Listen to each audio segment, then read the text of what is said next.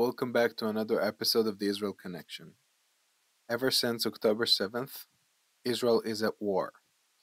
Things are unclear, very vague, and it is become increasingly more and more difficult to cover everything that's happening, but we're still going to do our best to provide that with this episode. Here we go.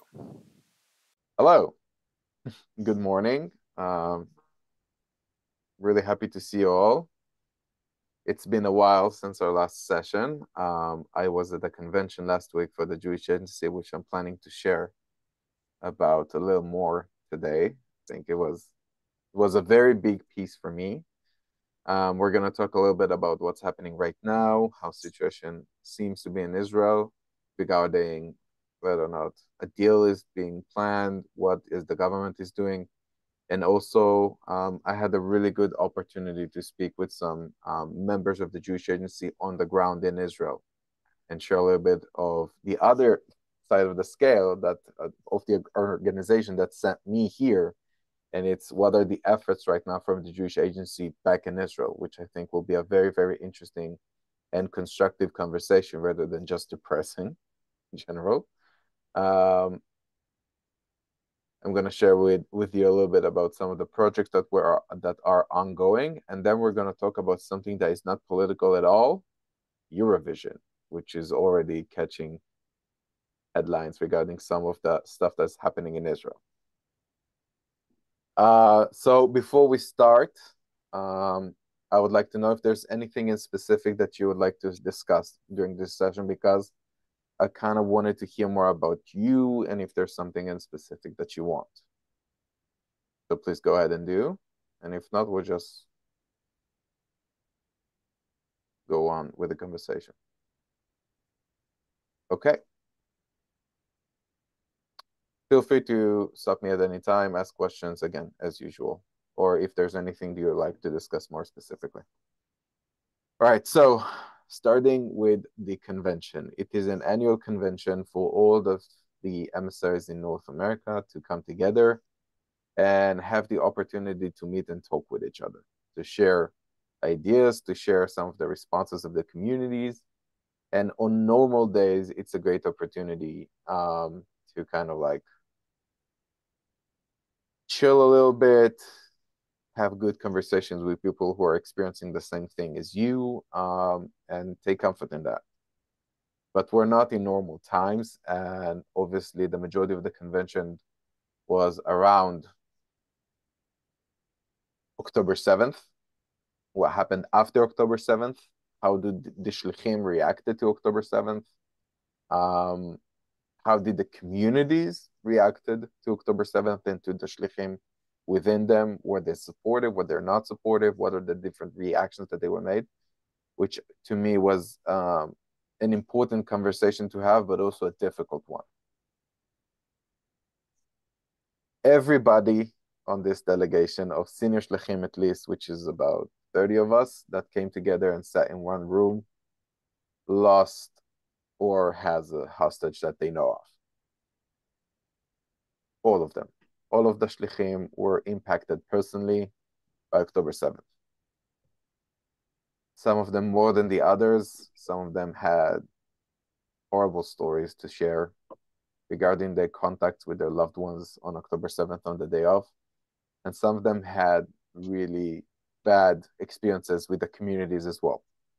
Some of them had very supportive communities that were able to whether or not come out publicly and become, an agent of change regarding our relationship with Israel and what space do we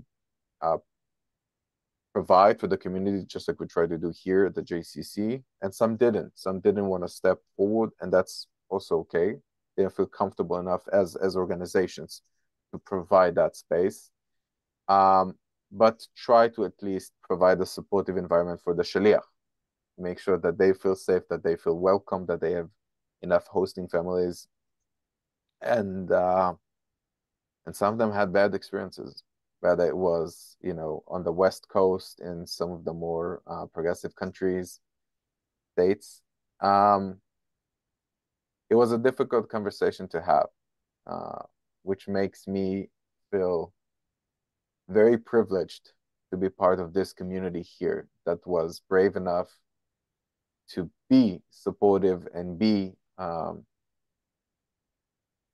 proud enough to step forward and support Israel and provide a safe space for me to be able to be part of providing that space for a lot of our community members in the area, which is not to be taken for granted, not at all. And it is not about being one-sided, whether it's pro-Palestinian or pro-Israeli, just like we talked a lot in these sessions specifically and in every other occasions we can, but sharing that it's okay to feel bad for everybody and still maintain a Jewish identity, that you can still be a Zionist and critical for Israel. All of these things that we've talked about constantly, the ability to provide them and to share them and be part of that is something that was more and more clear to me that is not happening in all of the US. It happens in some communities. It doesn't happen in others. And that raises a question. That raises a lot of questions regarding what do we do from here as Jewish people, as organizations, as the diaspora here, as the Jewish communities in North America. Whether it is a need to redefine what Zionism is, or redefining what Jewish is, or looking at this relationship from the beginning, thinking what are we lacking, what are we missing. But it was good to hear that. It was good to hear that, it's not one extreme or the other. It's not like everybody is supportive of Israel, and it's not like everybody are not, and they're all detached. But it was a lot to process. For me personally, it was a lot to overcome. It was a lot to think of, especially regarding whether or not we'll continue for our third year here as well, which will give the final answer to this week for Jeff and Zena. But it was quite a week, at least for me. And then we had the opportunity to visit some family in New York and spend some time, which was very, very needed. We had a couple of days off that we spent in Long Island and in New York. And it's good to be back. It's good to be back and working. It's good to be back at the JCC and to start thinking about the Yoms, thinking about what's coming up next, what is still missing in this like Israel education piece regarding our community that I think I can contribute to. And it's been quite a week for me, and it's been quite a convention. That's the personal kind of like perspective that I wanted to share. And I also wanted to discuss some of the things that I was exposed to regarding to what the Jewish Agency does. So everything that has to do with reconstruction, with rehabilitation of the south and the north of Israel, that is still, it's still a war zone. It seems like the major agency that provides at least the planning regarding how to rebuild all of those areas is the Jewish Agency. There's a new branch called Kuma Rise that uses a lot of the fundings that comes from donations to the Jewish Agency through the crisis fund that the Jewish Agency operates to create this new initiative that is going to start rebuilding the South, rebuilding the North. And as much as it is not being discussed on the news, the North is taking hits as well. Hits to property, hits to houses, buildings. They are still being destroyed by Hezbollah every day with rockets. And those too needs rebuilding. A lot of residents in the North are still being evacuated, just like residents of the South. And those areas going to need a lot to come back, to be able to be not hostile anymore, to provide whatever needs we have for residents. And it seems that the Jewish Agency takes a really big part of that. The other thing that I was really interested about is hearing what is the relationship that the Jewish Agency has regarding the connection to the government and Knesset and other official titles. So the Jewish Agency operates the Jewish lobby in the Knesset. That's one thing. The Jewish lobby is the largest gathering of Knesset members with lobbyists, with advocate members from the Jewish Agency that provides the voices of the diaspora, that provides the notion of a broader Jewish people rather than just Israel. It's the one that tries to promote the reform and the conservative voices that are not being echoed in Israel as much as we would like to. And I found that very interesting because it's not like when you think about advocacy work, it's not just about trying to impact legislation or changes certain rulings that are in progress in the Knesset and in the ministries. It's also about exposing Knesset members to the diversity of Jewish people. It's taking members outside of Israel, meeting with Jewish communities all abroad, and sharing the life of the Jewish people outside of the Israeli borders. And I found that to be very, very interesting, and definitely one of the only entities that tries to maintain this tension between Jewish and democratic. And I was really, really glad to hear that the Jewish Agency, the organization that I work for, the one that is operating the Shlichut program in North America and other areas, is the one that leads that. And I feel like it's such an important role, especially right now, to still try and promote those two values at the same time, Jewish and democratic. And it was a good opportunity for us as Shlichim to talk to the director of the Jewish Agency, to talk to some of the representatives, to some of the board members for the Jewish Agency, to hear their experience, to hear what they think, what they try to promote, certain policies. And it was a really, really good conversation to have that I'm really happy that I was able to participate in, even with the settings, which is a post-October 7th convention. And that's the experience I had. So if you have any questions or comments regarding this subject, please go ahead and do.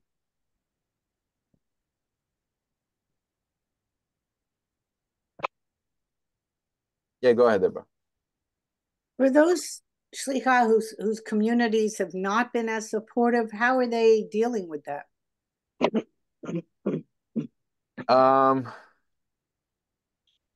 It's difficult because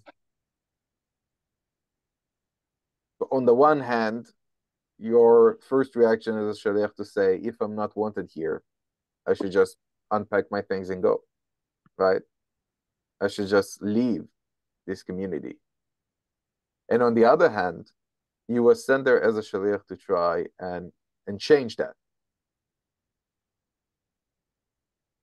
And that's a difficult decision to make, whether or not this is worth my while, right? Whether it's worth the effort of trying to change that or not. From some of the shlichim that are dealing with unwelcoming communities, because it's not, overall as a community, it's very hard to try and, understand like each individual in this community, are they feeling the same thing? Because they're not. Each community is diverse. Each community has multiple voices.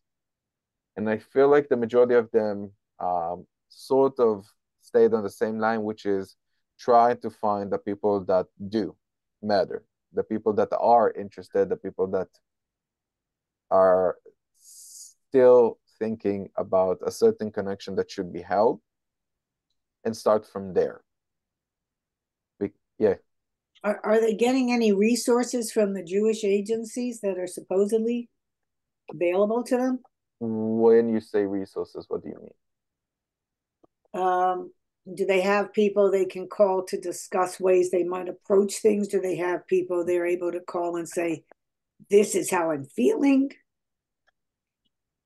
What So should I do? Or how do I deal with this? That sort of resources. we have other shlichim. We have 30 senior shlichim in North America, over 100 more shlichim, and 100 more shinshinim. There's about 300 emissaries in North America in total for our delegation. And all of us are facing unwelcoming individuals. Some of us are facing unwelcoming congregations, and some don't. So even if it's not the majority of your role or like everything that you do, each and one of us has an experience with some certain amount of unwelcoming, and each one has its own actions or reactions. Hey, Dean, that's I find that inexplicable that there are individuals or congregations that react negatively to you folks who are representatives of Israel. As long as I've been aware of the program here at the JCC, all of the shlichim have been magnificent, and so it's hard to understand that there would be anything but a positive reception. Can you explain a little bit about what people are expressing that makes them hostile to you folk? So let's differentiate hostile from unwelcoming, right? Because hostile means aggressively defiancing, don't want to speak with me. Those are spaces that me as a smart Shaliach would not go into in the first place, right? I would not march into a mosque. I would not go to a pro-Palestinian protest and say, hey, let's have a conversation. I'm an Israeli representative, right? That's not going to happen. But unfortunately, in the Jewish community, not necessarily specifically but also like in Fairfax area, there are individuals that are not so supportive, not for Israel, not for Jewish people. Some of it is because of lack of understanding. Some of it is because of misinformation.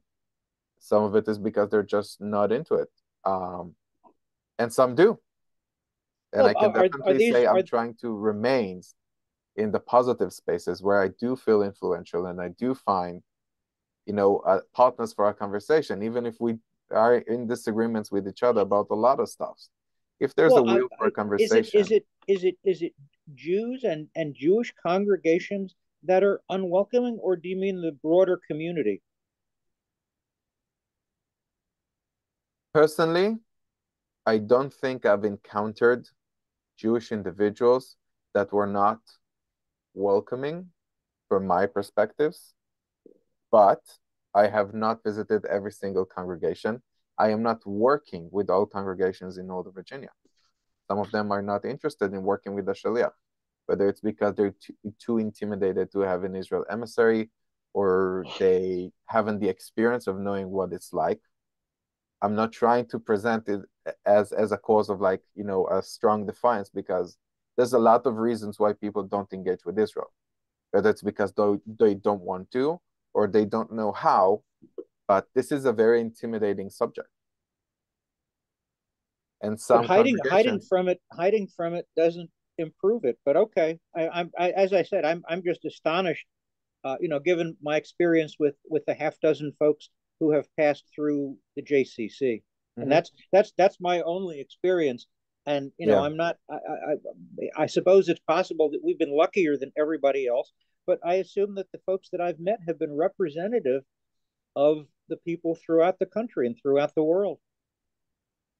So unfortunately, as a statement, no, because the Jewish world is very diverse. The world is diverse, and the Jewish world is diverse as well, in opinions as well. The JCC here has been very supportive, and the community that is at the JCC that comes to programs, that join the stuff that we do, are being very, very supportive. And I'm very, very fortunate to have that, because that's my closest surroundings. But I am not working just with the JCC. I'm working with the broader community of Northern Virginia. I'm trying to work with all synagogues in the area, with the Jewish Day School, with Moshe House, with Honeymoon Israel, Hadassah, every single Jewish organization that we have in this area. for me is a potential partner. Not all of them are interested in me as a partner. And well, I guess the answer is that I was a little bit naive. I would have thought that you and the other shlichim would get a warm welcome. So it's disappointing that's not true, but I understand what you're saying. It's the reality. So again, I don't want to make the decision about whether that's the majority or not. And I don't know if that's wishful thinking or not, but I choose to believe that the majority of the Jewish people is welcoming to shlichim, is interested in having a conversation, and is willing to hear, to understand that us as an identity for the Jewish people can, both feel bad for what's happening and maintain a strong and the Zionist Jewish identity. I want to believe that, because if that's not the case, then we're in trouble.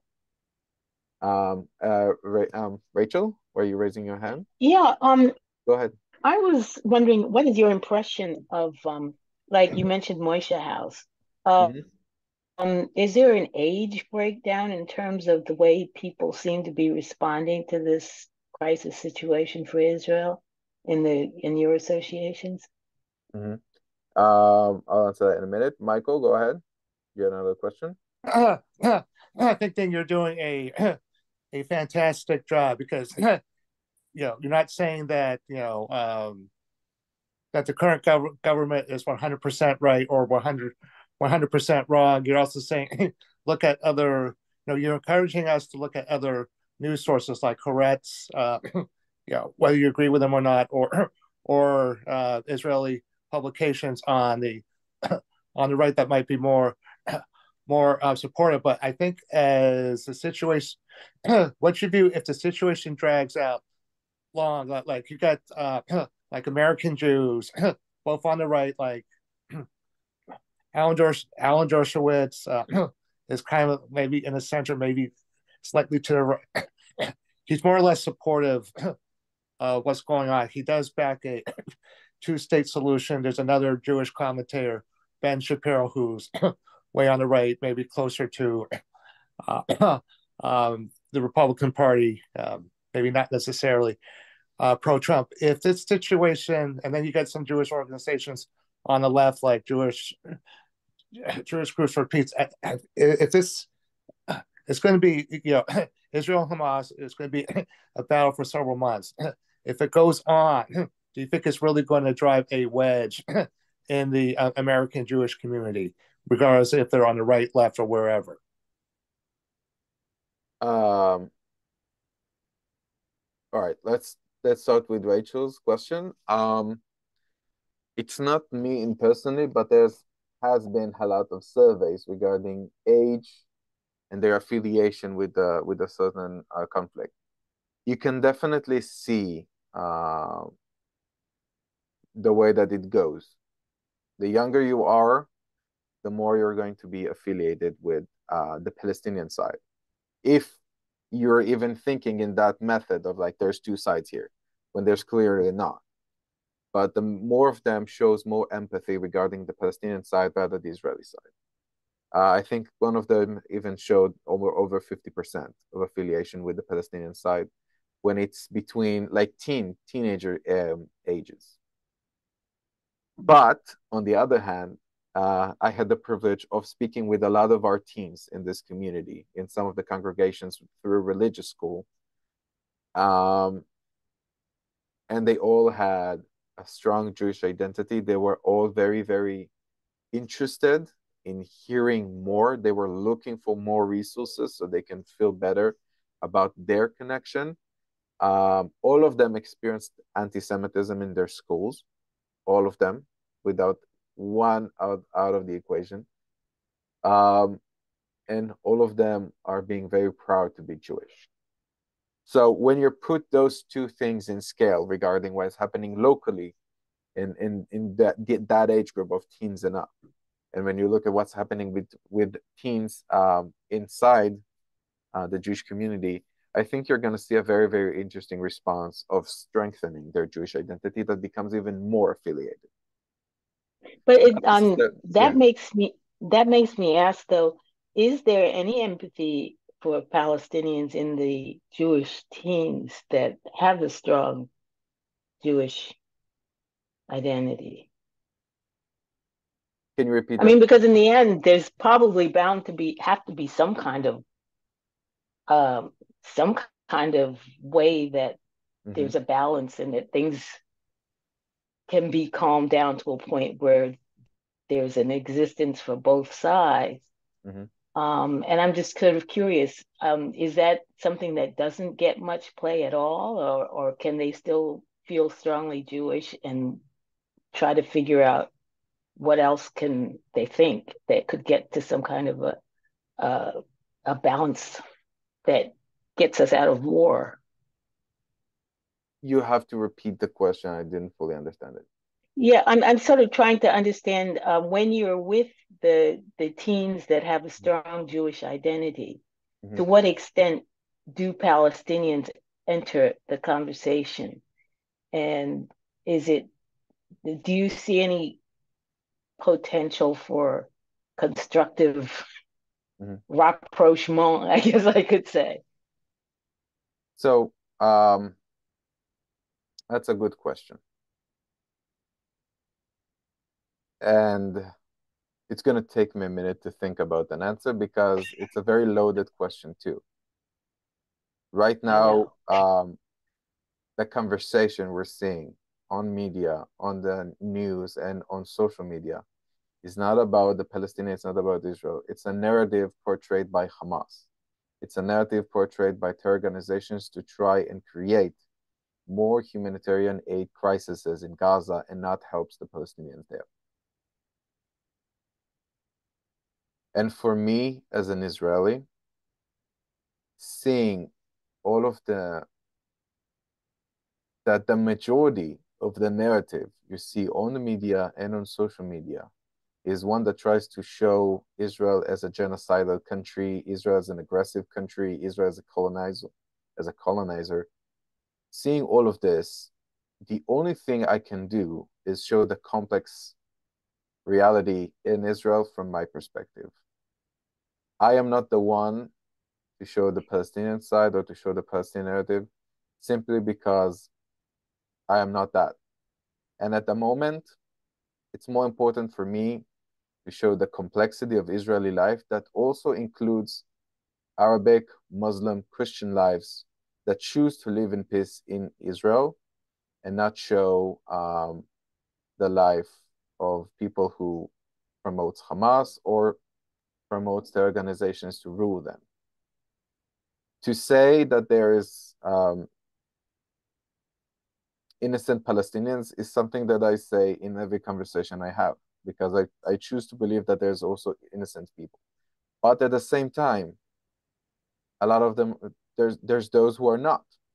The same way that there's complexity in Israel, there's complexity in the Palestinian side.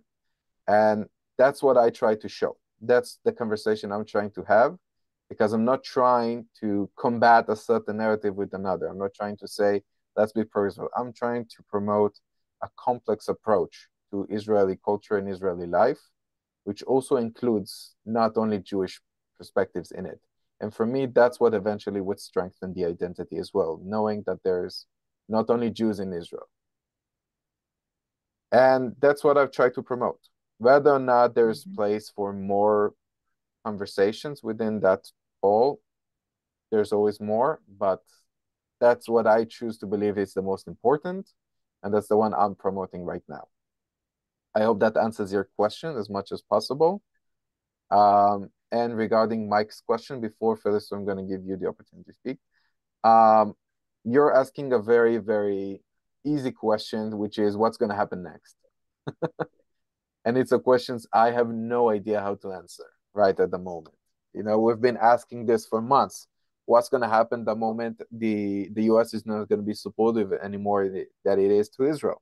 What's going to happen if there's going to be more of a divide within the Jewish people between the Democratic and Republican side regarding what's happening right now? Because the Jewish community here has been a huge supportive of the efforts right now to both provide protection for the citizens of Israel and also for the long run, for the economy, and for all of that's about to come with the rebuilding part. And honestly, I don't know what's going to happen next. Is it going to create a divide? Every conflict, every war creates a divide. At the beginning, it unifies the people. It creates one big stance. And we've seen that. That was the first reaction for a lot of the Jewish Americans, individuals here. But is that going to continue? Not necessarily. We know that, ever since October 7th, I kept saying, this is going to get harder. This is not going to, go over easily. And we're seeing it right now, especially with the Israeli government. We're seeing right now, and their stupid comments. Really, I have no words other than stupid, honestly. And some of their policies. But this is going to be part of a larger process, which is reshaping the way Israel is working. That's what I believe. And we've been talking about this even before October 7th during the judicial reform. That's something from the core, from the infrastructure itself, has to change if we're going to continue. And I think that the shock after October 7th and that completely miserable way that the government has reacted, the Israeli government, regarding how to provide security and safety for the residents, how to promote proper responses to the public, to the media, to the PR, showing what the Israelis really is. And on the other hand, the immense impact coming from within the society, from civil society, from NGOs, from nonprofits, trying to promote what is actually important right now. I think you're going to see a major change happening within the Israeli government, within Israeli society in general. The same way it goes for the Jewish diaspora here. You're going to see a major change in perspective, in actions, because we've been impacted with a traumatic event, and a trauma always, promotes a certain change. Same way it does for a human being, so it goes for a society. That's what I got. Go ahead, Phyllis. Yeah, I wanted to pick up on something that you said. So an offshoot kind of talking about the media. I noticed more and more, in fact, CNN did it last night, and I nearly threw something at my television set. They're keeping on talking about Israel's war with Gaza, making it sound like Israel is the perpetrator and they're the ones that wanted war, rather than saying, being more neutral about it type of thing. And it really disturbs me that it's starting to be presented more and more that it's Israel's war with Gaza or Hamas, but it makes it sound like they're at fault.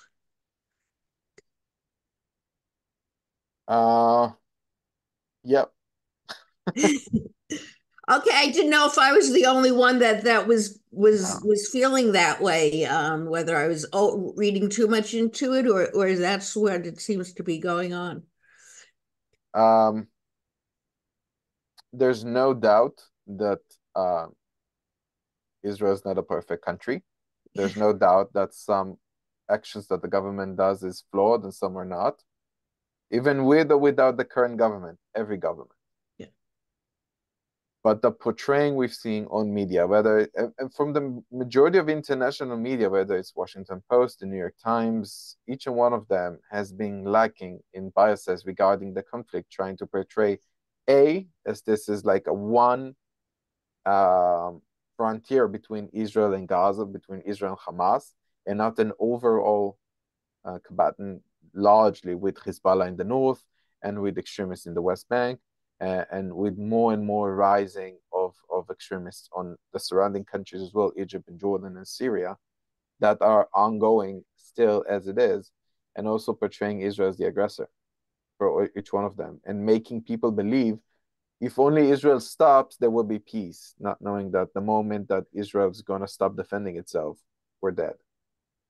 Simple as that. and October 7th is just going to happen every single day on a daily basis, because that's what we're dealing with a society that is indoctrinated for hatred. And when there's no room for debate, you either support them or you die. And that's Hamas, and that's Hezbollah, and that's jihad. And it's an ongoing battle.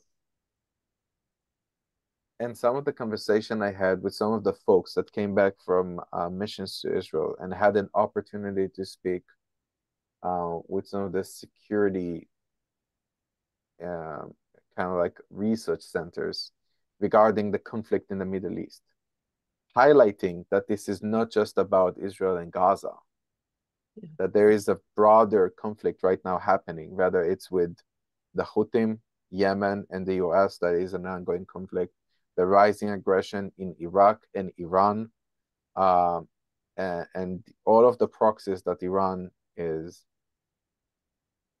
advocating to wreak havoc, to create chaos, is becoming increasingly more scary.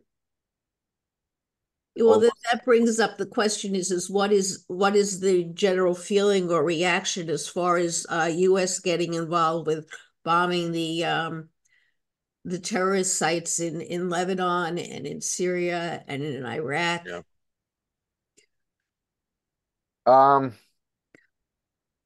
That we're on the brink of a World War III. Yeah.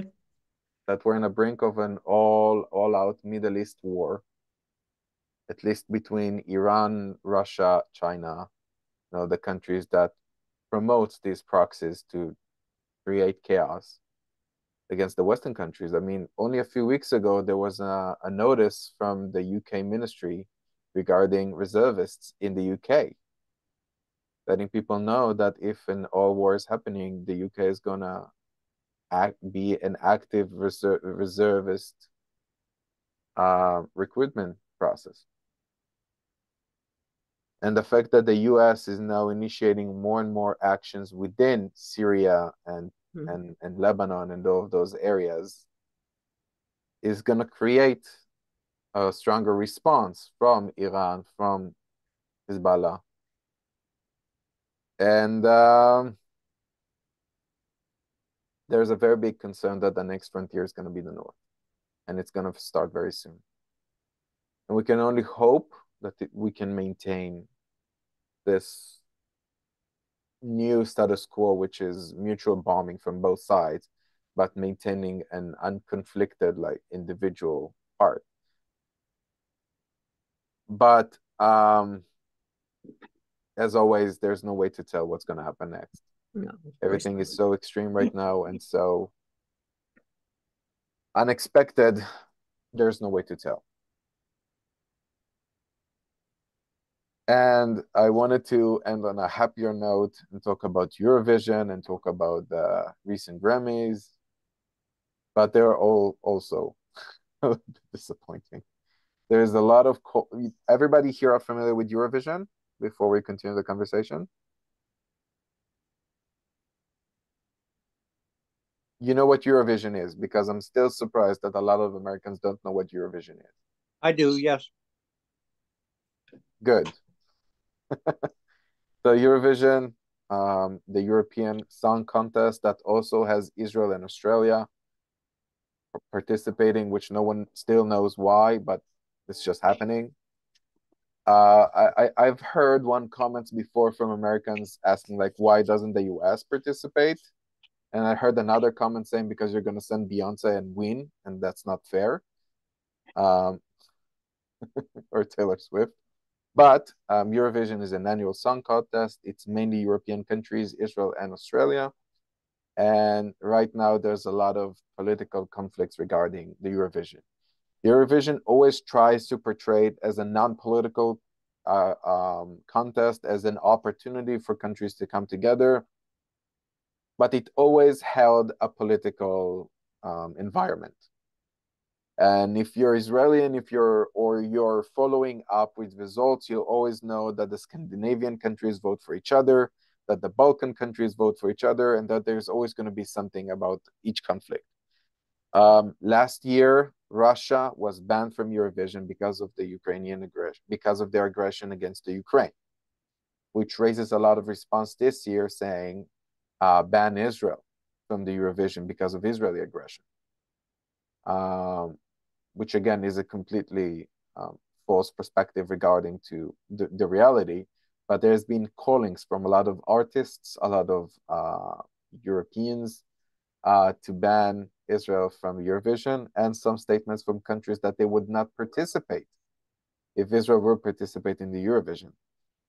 Israel is picking its representative this week, and then we're gonna probably be hearing about the new song that Israel is gonna be sending to the Eurovision in a couple of weeks.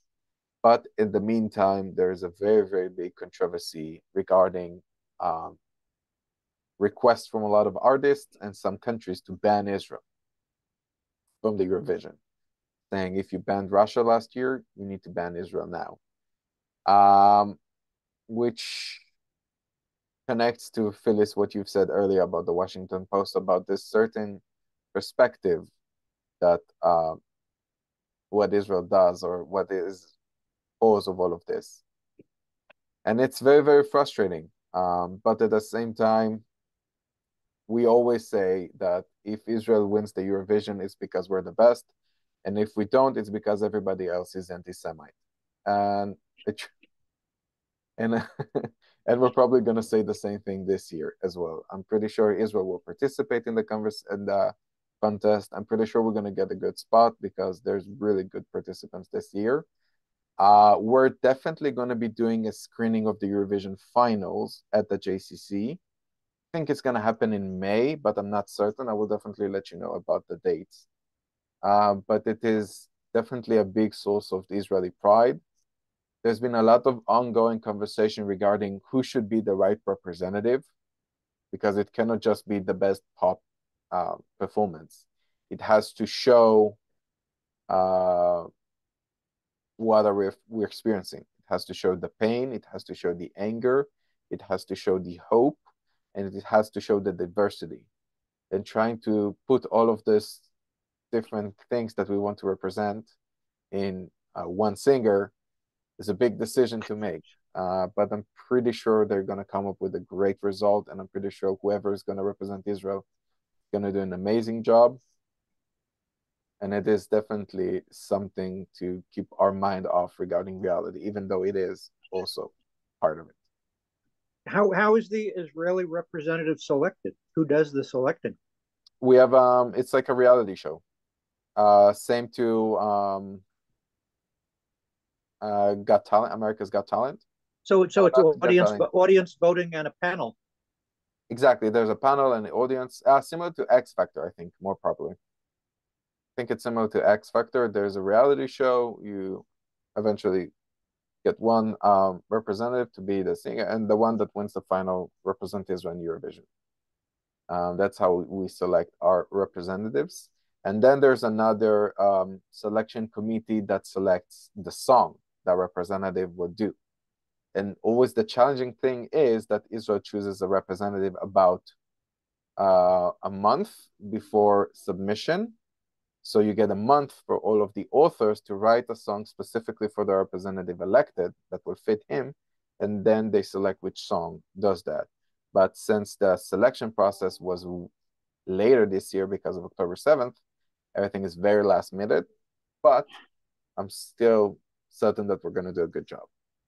And that's coming from an objective source of someone who is an Israeli and who loves Eurovisions. So, before we conclude this session, there's a few very, very interesting programs upcoming. I'm going to share with you all of them when we get closer to the note. The first one is we're going to do, I know a lot of you have requested it, an Israel 101 session, talking about the conflict from the beginning, going all through a lot of the basics, really trying to approach everybody who is not confident about their knowledge, who wants to learn really the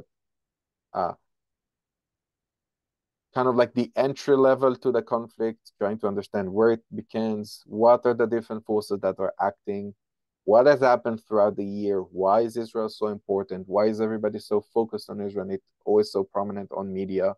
Why is Israel important to the Jewish people? Why is Israel important to a lot of the Palestinian people? What is the connection all of those have with the land? And for such a long time, why has this conflict been resolved until now? Which I think is going to be very, very interesting. It's definitely aimed not for Jewish people. It's for everybody who's interested in, you know, getting the basics, having a space to ask all of those questions that we don't normally do. And I feel it's going to be a really, really interesting conversation to have. It is happening. Hold on. If I'm not mistaken, it is February 20th. Yes, February 20th. It's an evening program on Zoom. Sorry. Yeah, it's an online program that you can register to. And I feel like it's going to be a starting of like a new series of programs. That's one thing. The other thing is that in March, one of the other emissaries in the area, Ido, in Maryland, just came back from reserves in Gaza, where he spent about 4 weeks there. And he's interested in sharing his experience from reserves in Gaza after coming back as a Shaliach. And I feel like that's a very, very interesting topic to hear. It's an opportunity to ask him about his own experience, what he saw, what he felt, even before joining the reserve, flying to Israel right after October 7th, serving there, and then coming back here. And I feel like that's a really, really interesting topic and a really interesting persona to talk to. He's also a great guy. He's really, really nice. And he's going to be here at the JCC. That's going to happen in March. I don't have the accurate date still, but take a closer look at the JCC's calendar. You're going to find it there. Or just reach out to me. I definitely will share all of those information with you on the next Zoom session that we will have next week. I had another thing in mind. Yes. And right before we are ending this Zoom, we're switching to Teams. Not on the next session, not on the one after, but very shortly, we're going to switch to Teams as our platform instead of Zoom. I'm going to share with you a new link. You're going to have to register, and then you're going to find the registration link even easier than you do with Zoom. So if anybody here is going to have any issues with the Teams or with the registration, please let me know. I'll follow you through the process. We're going to go through it together. It's going to be an easier platform for all of us to use. And essentially, it's going to be very, very similar to Zoom. So that's going to happen. I'm going to walk you through the process. And if you're encountering any difficulties, please just reach out. We'll figure this together. I'm really, really hoping to see all of you in all of my sessions. The platform shouldn't be the challenge for that. So with that being said, I'm really happy to be back. I'm really happy to see all of you. And I wish you a better week than the one before. Have a great rest of your Monday and see you next week.